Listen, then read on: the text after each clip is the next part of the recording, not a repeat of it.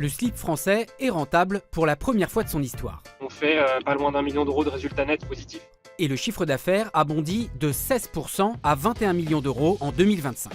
Il y a 2 ans, pourtant, l'entreprise se disait elle-même au bord du précipice. En 2025, on a vraiment réussi à faire un vrai retournement de situation. Voici comment. Le slip français a opéré un virage stratégique à 180 degrés. Premier revirement, les prix. Pour casser les prix, le nombre de produits proposés a été réduit, mais les volumes fabriqués, eux, ont augmenté, ce qui permet au slip français de négocier à la baisse les prix d'achat des matières premières et donc de vendre moins cher. Avant, on vendait autour de 40 euros le sous-vêtement.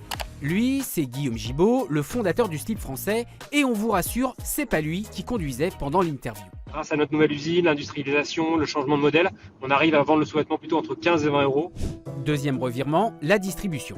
17 boutiques en centre-ville sur 20 ont été fermées. La priorité, c'est la grande distribution et surtout l'e-commerce qui représente 70% du chiffre d'affaires. Troisième revirement, la production. Pour gagner en efficacité, le slip français a ouvert sa propre usine à Aubervilliers, en Seine-Saint-Denis, alors qu'autrefois, elle faisait appel à 80 entreprises sous-traitantes. En 2026, l'objectif c'est de monter en cadence grâce à d'autres marques. Concrètement, il s'agit de mettre à disposition notre usine, notre savoir-faire industriel, à disposition d'autres acteurs de fabrication de vêtements, que ce soit des marques, que ce soit des acteurs de la grande distribution, des entreprises qui veulent fabriquer pour leurs employés. En 2026, le slip français espère atteindre les 2 millions de pièces fabriquées.